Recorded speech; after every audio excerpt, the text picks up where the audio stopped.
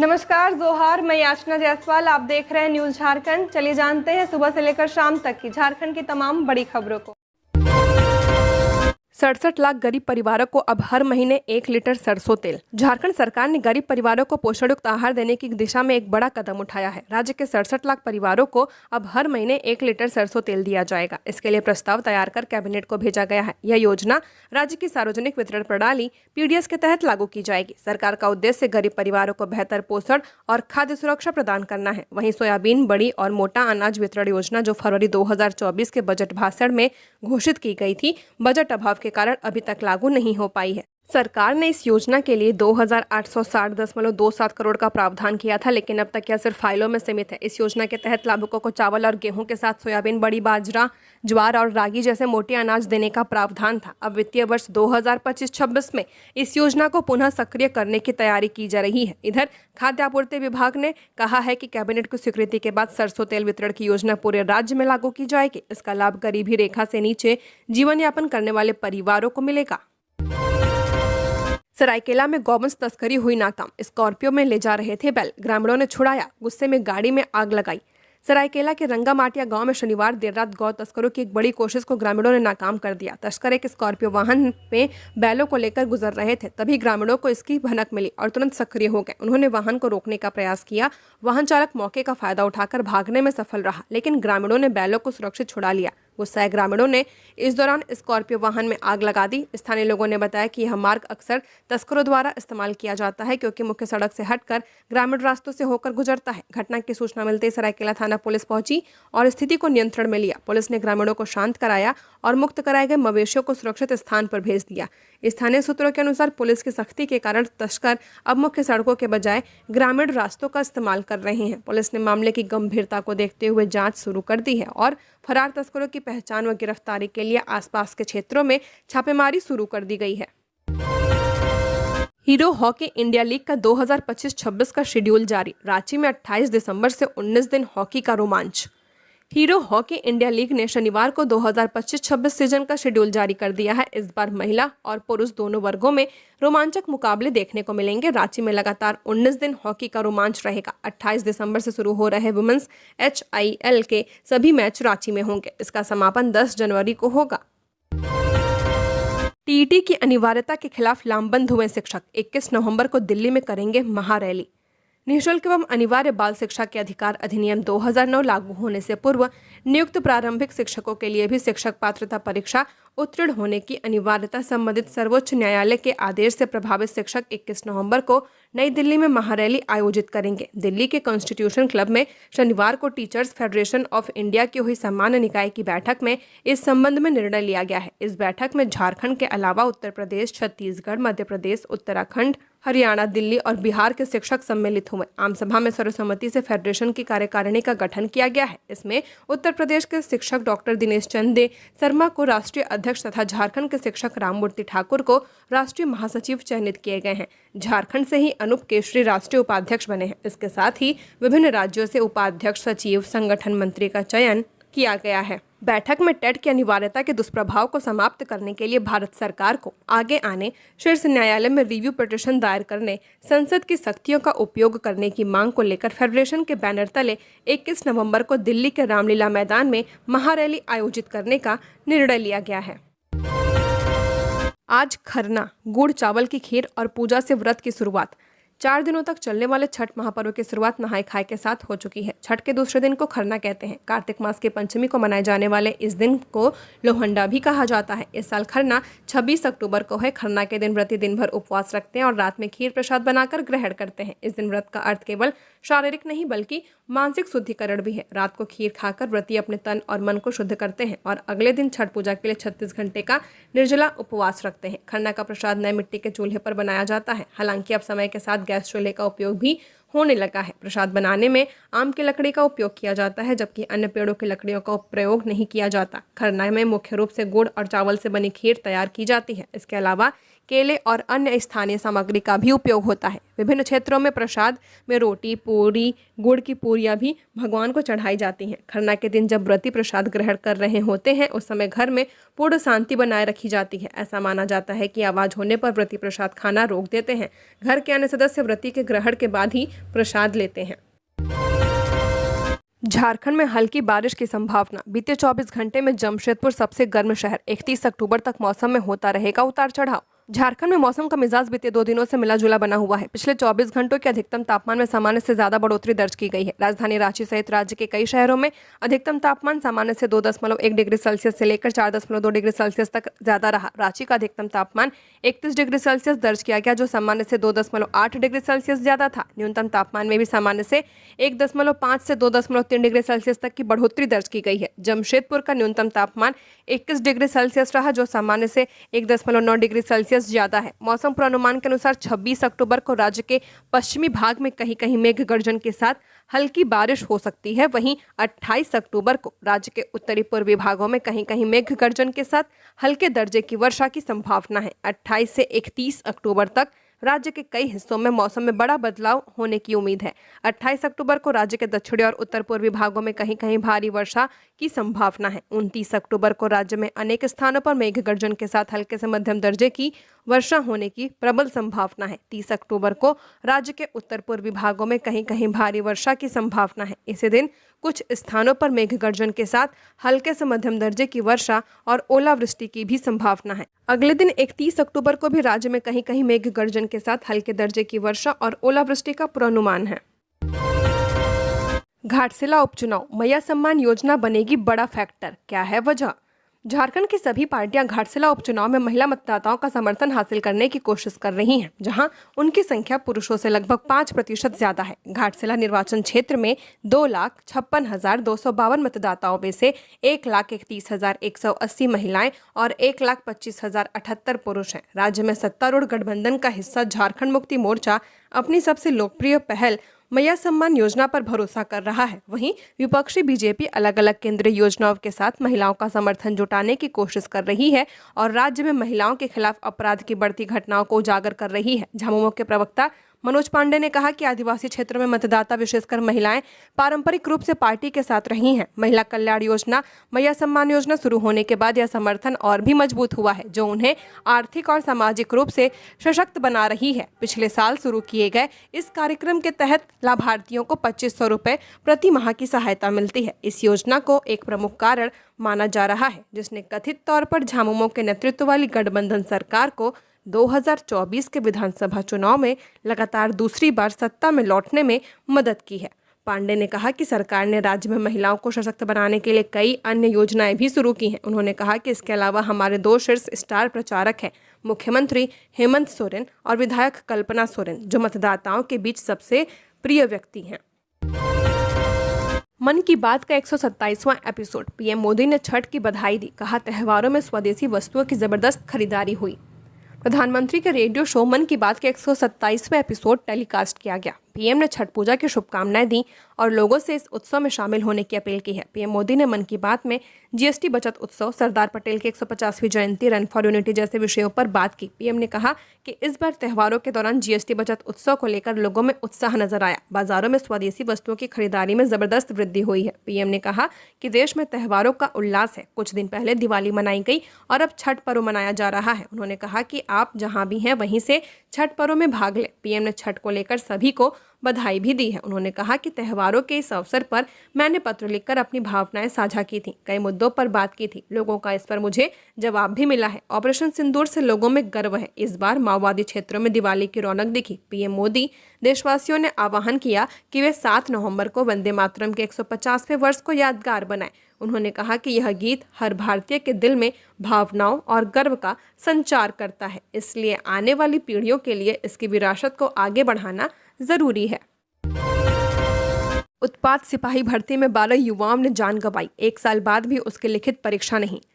झारखंड में पिछले साल उत्पाद सिपाही की भर्ती शुरू हुई थी। उसकी शारीरिक परीक्षा में 12 अभ्यर्थियों की जान चली गई थी। एक साल बाद भी उस नियुक्ति के लिए लिखित परीक्षा नहीं हुई है। यह केवल एक उदाहरण है। पिछले एक दशक में 13,000 से ज्यादा पदों पर नियुक्ति के लिए वैकेंसी निकली, लेकिन कभी नियोजन नीति रद्द होने के कारण तो कभी प्रश्न पत्र लीक होने के चलते परीक्षा रद्द करनी पड़ी। तकनीकी विशिष्ट स्नातक नियुक्ति परीक्षा के अभ्यर्थियों को परीक्षा केंद्र पर पहुंचने के बाद जानकारी मिली कि झारखंड कर्मचारी चयन आयोग ने तकनीकी अपरिहार्य कारण बताते हुए परीक्षा रद्द कर दी है। नया शेड्यूल जल्द ही जारी होगा, लेकिन आज तक शेड्यूल जारी नहीं हुआ। इसी तरह महिला पर्यवेक्षिका नियुक्ति परीक्षा के बाद डॉक्यूमेंट वेरिफिकेशन का काम पूरा कर लिया गया है, लेकिन फाइनल रिजल्ट अभी तक घोषित नहीं किया गया है। इससे इस परीक्षा में शामिल अभ्यर्थी निराश हैं। राज्य में दर्जन भर वैकेंसी के रिक्त पदों नियुक्ति के लिए पिछले एक दशक से प्रक्रिया चल रही है, लेकिन इसमें से कई विज्ञापनों की नियुक्ति अभी तक पूरी नहीं हो पाई है। इस कारण उत्पाद सिपाही समेत तकनीकी स्नातक समेत अन्य वैकेंसी की 13,000 नियुक्तियां अटकी पड़ी हैं। 583 पदों पर नियुक्ति के लिए साल 2023 में वैकेंसी जारी की गई थी। शारीरिक दक्षता परीक्षा के दौरान 12 अभ्यर्थियों की मौत हो गई थी। इसके बाद नियम में बदलाव किया गया है। बदलाव किए गए नियमों के अनुसार शारीरिक दक्षता परीक्षा हो चुकी है। अब तक इस नियुक्ति के लिए लिखित परीक्षा नहीं हुई है। अब दिसंबर में यह परीक्षा होने की उम्मीद जताई जा रही है। विलंब से इस पद के अभ्यर्थियों में निराशा के साथ आक्रोश भी है। पश्चिमी सिंहभूम में मेला से लौट रही नाबालिग बच्ची के साथ 5 युवकों ने किया दुष्कर्म, 4 गिरफ्तार। जिले से एक बेहद शर्मनाक मामला सामने आया है। जगन्नाथपुर थाना क्षेत्र के मुंडोई मैदान में बांधना पूजा के अवसर पर लगे मेले से शुक्रवार देर रात घर लौट रही 11 साल की नाबालिग बच्ची के साथ 5 युवकों ने दुष्कर्म किया। घटना की जानकारी मिलते ही जगन्नाथपुर पुलिस हरकत में आई और 4 आरोपियों को गिरफ्तार कर लिया है। यह घटना देर रात करीब 2:30 से 3 बजे के बीच की बताई जा रही है। गिरफ्तार किए गए आरोपियों में मुंडोई गांव के बीडीओ सरदार जकराज सरदार, छोटराय सरदार और कांदर कोड़ा गांव का रवि सरदार शामिल है। पुलिस फिलहाल सभी से पूछताछ कर रही है। जानकारी के अनुसार पीड़िता अपने भाई के साथ मुंडोई गांव में झूमर मेला देखने आई थी। मेले से लौटते समय रास्ते में कुछ युवकों ने उसे रोक लिया और उसके साथ अमानवीय व्यवहार किया है। किसी तरह बच्ची पर घर पहुंची और परिजनों को पूरी बात बताई है। शनिवार को परिजनों की सूचना पर पंचायत समिति सदस्य सुभाष लागुरी ने इसकी जानकारी जगन्नाथपुर अंचलाधिकारी मनोज मिश्रा और थाना प्रभारी को दी। इसके बाद पुलिस ने तुरंत कार्रवाई करते हुए बच्चे को चिकित्सकीय जांच के लिए चाईबासा सदर अस्पताल भेजा। प्रदूषण से परेशान गिरिडीह वासी, स्पंज प्लांट का खुलेआम विरोध, जनसुनवाई में जमकर नारेबाजी। गिरिडीह का औद्योगिक इलाका प्रदूषण के कारण पूरी तरह से अस्त व्यस्त हो चुका है। प्रदूषण का कुप्रभाव ऐसा पड़ा है कि जमीनें बंजर हो गई हैं। कई बच्चे दिव्यांग पैदा हुए, कईयों को बीमारियां हो गई हैं, तो कई की जान चली गई है। ऐसे में प्रदूषण पर रोक लगाने की मांग लगातार उठती रही। इस क्षेत्र में रहने वाले हजारों लोग प्रदूषण से पूरी तरह से निजात चाहते हैं। यही कारण है कि आए दिन धरना प्रदर्शन होता रहता है। यहाँ के लोग अब क्षेत्र में बड़ी परियोजना को लगने नहीं देना चाहते। लोग कहते हैं कि जान बचेगी तो बहुत काम मिलेगा। इसी प्रदूषण के कारण फिर से लोगों ने सदर प्रखंड के चतरों में स्थित प्लांट के प्रस्तावित विस्तारीकरण परियोजना का खुलेआम विरोध कर दिया है। यहाँ इस परियोजना के लिए 1 साल बाद फिर से जनसुनवाई हुई, लेकिन इस सुनवाई में लोगों ने खुलकर अपने गुस्से का इजहार कर दिया है। झारखंड राज्य प्रदूषण नियंत्रण परिषद की तरफ से सदर प्रखंड के मंझलाडिया में आयोजित पर्यावरणीय लोक सुनवाई में पहुंचे ग्रामीण काफी गुस्से में दिखे। सदर अनुमंडल पदाधिकारी श्रीकांत विस्पुते की मौजूदगी में लोग हाथ में तख्ती लेकर पहुंचे थे। तख्ती के साथ पहुंचे लोग बस एक ही बात कह रहे थे, परियोजना का विस्तारीकरण किया गया तो लोग तिल तिल कर मरेंगे, जीना दुर्लभ हो जाएगा। रांची में 4 माह वेतन वृद्धि रोकी, शिक्षकों में फैला आक्रोश। अखिल भारतीय प्राथमिक शिक्षक संघ ने रांची जिला शिक्षा अधीक्षक पर आरोप लगाते हुए कहा है कि जुलाई से 3,000 शिक्षकों की वार्षिक वेतन वृद्धि रोक दिया गया था।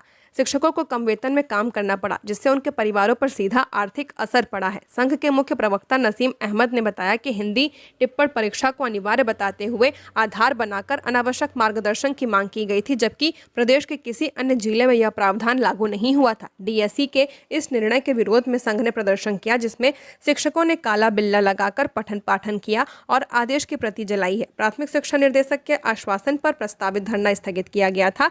संघ ने कहा कि कार्मिक विभाग ने 6 अक्टूबर को ही स्पष्ट आदेश जारी कर दिया था कि प्रारंभिक शिक्षक पर टिप्पण परीक्षा लागू नहीं होगा। इसके बावजूद दीपावली और छठ के दौरान भी वृद्धि जारी नहीं की गई। समाज से पैसा लेकर लगाया जाता है अनोखा छठ बाजार, फल बेचकर वापस कर दिया जाता है पैसा। हजारीबाग में अनोखा बाजार लगता है, जहां लगभग 60 लाख का फल बेचा जाएगा। फल बेचने की प्रक्रिया और तरीका बेहद अलग है। समाज के लोगों से सहयोग राशि ली जाती है और फिर उन्हें बेचकर पैसा वापस किया जाता है। खासियत यह है कि लागत मूल्य पर ही फल बाजार में मुहैया कराया जाता है। इस बाजार का एकमात्र उद्देश्य फल मूल्यों को नियंत्रित करना है। त्यौहार के समय फलों की कीमत आसमान छू जाती है, तो दूसरी ओर इस बार महंगाई की मार भी लोगों को झेलनी पड़ रही है। ऐसे में यह बाजार आकर्षण का केंद्र बिंदु रहता है। इस बाजार में कोई व्यवसायी नहीं होता, बल्कि समाज के युवक संचालन करते हैं, जिसमें शिक्षक, अधिवक्ता, पत्रकार, समाजसेवी पूरे बाजार का संचालन करते हैं। बेहद श्रद्धा भावना के साथ बाजार का संचालन किया जाता है। बाजार लगने के लिए 1 महीने सूर्य षष्ठी छठ पूजा वितरण समिति पैसा समाज के लोगों से एकत्रित करते हैं और फिर बेचकर उन्हें वापस करते हैं। इस बाजार की चाहत यहाँ की जनता को भी होती है। इस बाजार में खासकर किसानों को विशेष रूप से जगह दिया जाता है, जो अपना उत्पाद लाकर यहाँ बेचते हैं। उनसे किसी भी तरह के शुल्क नहीं ली जाती है।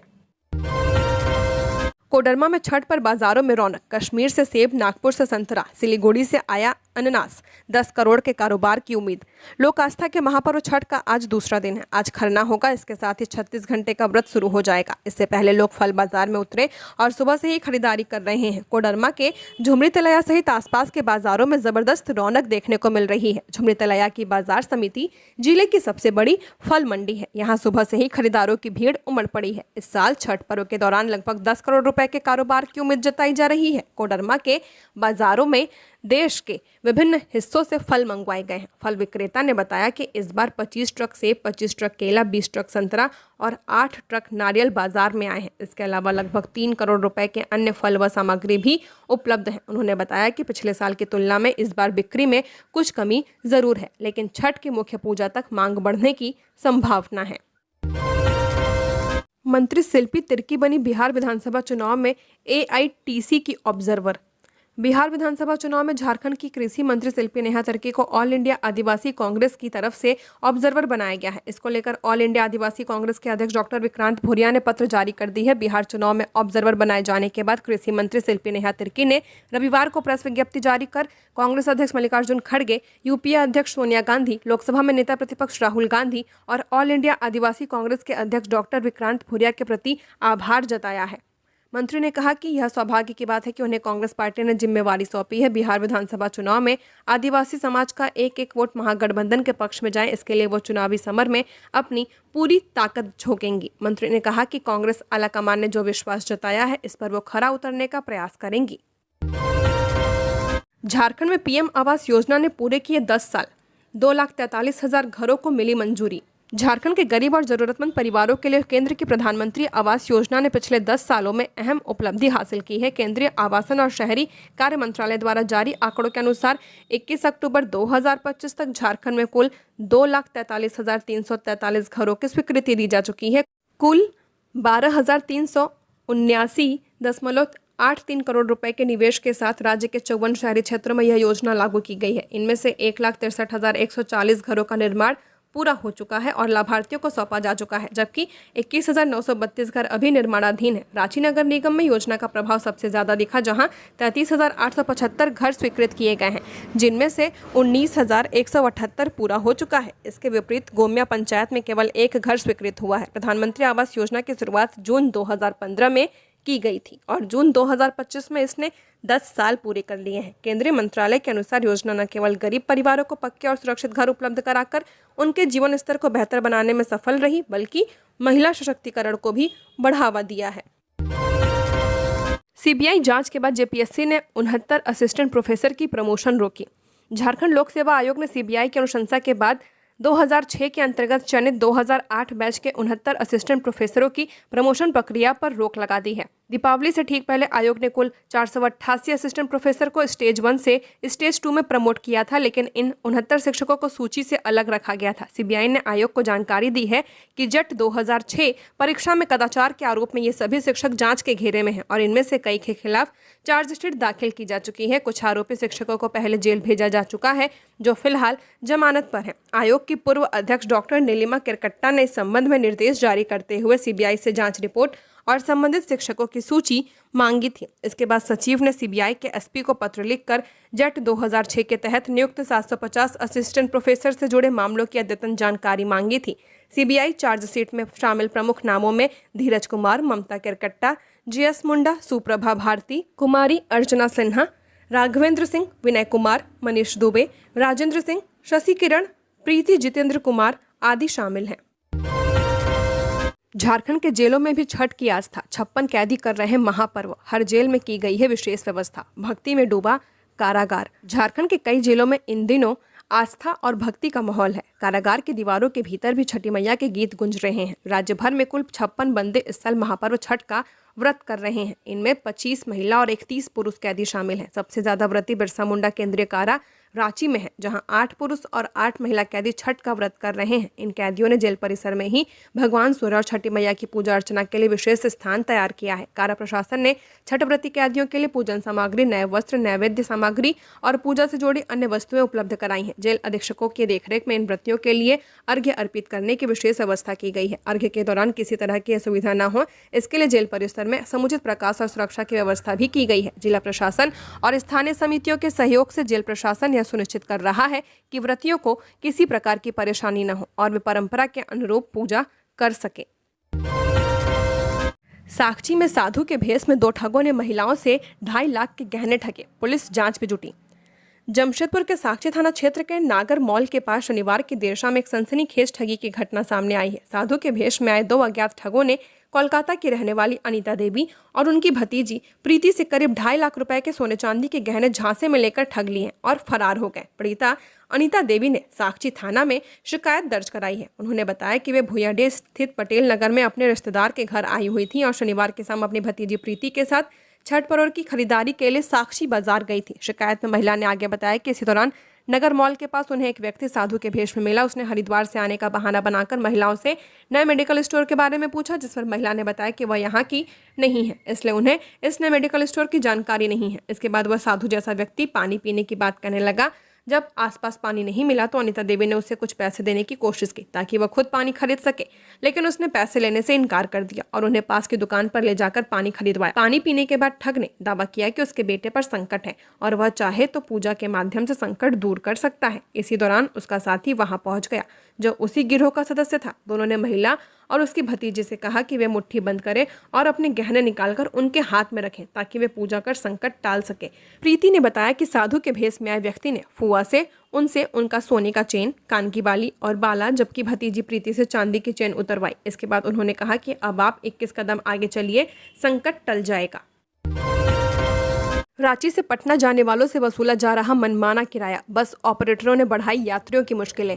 छठ महापर्व पर अपने घर लौट रहे यात्रियों की जेबें इस बार बस ऑपरेटरों की मनमानी से खाली हो रही हैं। रांची से पटना और बिहार के अन्य जिलों के लिए चलने वाली बसों का किराया हर दिन बदल रहा है। यात्रियों को ऑनलाइन और ऑफलाइन दोनों माध्यमों से टिकट लेने के बावजूद तय दर से कई गुना ज्यादा किराया देना पड़ रहा है। आम दिनों में रांची से पटना जाने वाली AC 2 सीट स्लीपर बस का किराया 500 रुपए, 2 स्लीपर का 600 रुपए और स्लीपर का 900 रहता है, लेकिन छठ पर्व से ठीक पहले ये किराया 1500 से 2500 तक पहुंच चुका है। परिवहन विभाग की ओर से किराया बढ़ाने का कोई आदेश जारी नहीं किया गया है। झारखंड बस ऑनर्स एसोसिएशन के अध्यक्ष सच्चिदानंद सिन्हा ने कहा कि रांची से पटना जाने वाली बसों में सीटें फुल हैं, लेकिन वापसी में यात्रियों की कमी के कारण बसें खाली लौट रही हैं। उन्होंने बताया कि डीजल, टोल टैक्स और स्टाफ का खर्च बढ़ा है, इसलिए किराया थोड़ा ज़्यादा लिया जा रहा है, लेकिन बस संचालकों को डबल फायदा नहीं हो रहा।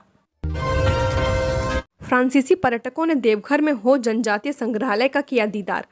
मझगांव प्रखंड के मध्य विद्यालय देवघर में स्थित हो जनजातीय जीवन दर्शन पर आधारित संग्रहालय का अवलोकन करने के लिए 5 सदस्यीय फ्रांसीसी पर्यटक पहुंचे। Tribal Indian chambers of commerce and industry के पश्चिमी सिंहभूम जिला सचिव अनमोल पाट पिंगुआ की अगुवाई में पहुंचे। फ्रांसीसी पर्यटकों ने संग्रहालय के चीजों का अध्ययन करके हो जनजातियों के जीवन दर्शन का जायजा लिया। पर्यटकों ने संग्रहालय में संरक्षित हर चीज को अपने कैमरे में कैद किया और जनजातीय जनजीवन में उनकी उपयोगिता को अपने डायरी में अंकित किया। संग्रहालय स्थल को पर्यटन स्थल की दृष्टि से देखने वाले फ्रांसीसी पर्यटक आगंतुकों का स्वागत विद्यालय प्रबंधन समिति व अभिभावकों द्वारा आदिवासी परंपरा के अनुसार हाथ धुलाकर किया गया। उन्हें फूल मालाएं और बुके देकर व पत्ते की टोपियां पहनाकर संग्रहालय तक पारंपरिक नगाड़े की थाप पर स्कूली बच्चियों के द्वारा नृत्य के साथ अगुवाई किया गया। महापर्व छठ को लेकर शहर के ट्रैफिक में बदलाव, मालवाहक वाहनों के प्रवेश पर रहेगी रोक। झारखंड की राजधानी रांची में महापर्व छठ को लेकर 27 और 28 अक्टूबर 2 दिनों तक शहर की ट्रैफिक व्यवस्था में बदलाव किया गया है। कांके रोड में राम मंदिर से चांदनी चौक तक एक लेन को फ्री रखा गया है। यहाँ रस्सी के सहारे रास्ते को 2 भागों में बांटा गया है। एक भाग सिर्फ छठ व्रती को चलने के लिए सुरक्षित रखा गया है। वहीं चड्री रोड में भी वाहनों की एंट्री पर रोक लगा दी गई है। मेन रोड की ओर से परिचालन करने वाले वाहन सवार को अल्बर्ट एक्का चौक से तालाब की ओर जाने की अनुमति नहीं होगी। इसके अलावा सर्कुलर रोड से परिचालन करने वाले वाहन सवार को जेल मोड़ से चड्री तालाब की ओर आने जाने की अनुमति नहीं होगी। इस मार्ग को सिर्फ छठ व्रती के लिए सुरक्षित रखा गया है। ट्रैफिक एसपी राकेश सिंह ने रविवार को बताया कि बड़ा तालाब के अलावा अन्य सभी तालाब तक पहुंचने वाले छठ व्रतियों की किसी प्रकार की परेशानी न हो, इसका विशेष ध्यान रखा जा रहा है। बड़ा तालाब के चारों तरफ अप्रोच रोड में सुरक्षा के विशेष इंतजाम किए गए हैं। अप्रोच रोड में वाहनों की एंट्री पर रोक लगा दी गई है। ऐसे में किसी भी हाल में तालाब तक वाहन को नहीं ले जाया जा सकता है। अप्रोच रोड से पैदल ही लोग तालाब तक पहुंच सकेंगे। झारखंड में नई गाड़ी खरीदने पर बड़ा ऑफर, गेल देगा 25,000 के मुफ्त सीएनजी। गेल इंडिया लिमिटेड ने शनिवार को रांची में सीएनजी प्रमोशन स्कीम का शुभारंभ किया है। इस योजना के तहत अब पंजीकृत डीलरशिप से नया सीएनजी वाहन खरीदने वाले ग्राहकों को 3 व्हीलर ऑटो के लिए 15,000 रुपए और 4 व्हीलर कैरियर, निजी कार, टैक्सी, बस व वैन के लिए 25,000 रुपए का मुफ्त सीएनजी दिया जाएगा। वहीं यह लाभ ग्राहकों को डिजिटल प्रीपेड फ्यूल कार्ड के माध्यम से दिया जाएगा। कंपनी ने बताया कि ग्राहक अभी गेल के CO company owned, company operated CNG स्टेशनों पर रिडीम किया जा सकेगा। फिलहाल रांची में गेल के 3 सरवल, सप्रोम, टाटी सिल्वर स्टेशन है। वहीं 20 दिन बाद यह सुविधा सभी सीएनजी स्टेशन पर उपलब्ध होगी। कंपनी ने बताया कि इस योजना का उद्देश्य परिवहन क्षेत्र में स्वच्छ और हरित ईंधन के उपयोग को बढ़ावा देना है। वहीं मौके पर O&M पूर्वी क्षेत्र कार्यकारी निर्देशक RK दास, DGM CGD Prashant Kumar Singh, Ranchi CGD team, वाहन निर्माता कंपनियों के प्रतिनिधि व वाहन डीलर्स उपस्थित थे। गेल ने बताया कि 25 अक्टूबर को योजना की शुरुआत की गई है। इस दिन से ग्राहकों को यह लाभ मिलेगा। इस दिन सीएनजी वाहन खरीदने वाले ग्राहक सीएनजी मित्र ऐप पर निबंधन करा योजना का लाभ उठा सकते हैं। जिंदा जल जाते 45 लोग, रांची में बस में लगी भीषण आग, कैसे बच गई 4 दर्जन सवारियों की जान। झारखंड की राजधानी रांची में बड़ी घटना होने से बाल बाल बच गई है। यहाँ के मांडर बाजार टांड के पास शनिवार शाम करीब 5:30 बजे चलती यात्री बस में आग लग गई थी। बाइक सवार राहगीर की तत्परता से बस में सफर कर रहे करीब 45 यात्रियों की जान बच गई। हालांकि आग की सूचना पर बस से उतरने की आपाधापी में कुछ यात्रियों को हल्की चोटें आई हैं। मिली जानकारी के अनुसार मोना नामक यात्री बस रांची से चतरा जा रही थी। जब बस मांडर बाजार टांड के निकट पहुंची तब एक बाइक सवार राहगीर ने बस के पिछले हिस्से से धुआं उठता देखा। उसने तुरंत ड्राइवर को सूचना दी। ड्राइवर ने जो ही सड़क किनारे बस रोकी उसमें से आग निकलने लगी। यह देख यात्रियों में हड़कंप मच गया। एक ही दरवाजे से उतरने की कोशिश में यात्री एक दूसरे के ऊपर गिरने लगे। इस दौरान कुछ यात्रियों को हल्की चोटें आई हैं। इसी बीच वहां पहुंचे स्थानीय ग्रामीणों ने पानी और बालों की मदद से आग पर काबू पा लिया। सूचना मिलते ही मांडर थाना प्रभारी मनोज करमाली पुलिस बल के साथ पहुंचे। सवारियों को बस से दूर हटाकर जवानों और आम लोगों के सहयोग से आग पर काबू पाया। बस चालक और खलासी ने बताया कि बैटरी में शॉर्ट सर्किट के कारण बस में आग लगी थी। बताया जा रहा है बस की बैटरी के ऊपर बने बॉक्स में यात्रियों का सामान रखा था, जिसमें टायर डिसोलिंग का सामान भी था। अगर आग उस हिस्से तक पहुंच जाती तो बड़ा हादसा हो सकता था। झारखंड की और खबरों के लिए बने रहिए हमारे साथ। हमारे चैनल न्यूज़ झारखंड पर चैनल को सब्सक्राइब करें, साथ बेल आइकन को प्रेस करें। नमस्कार।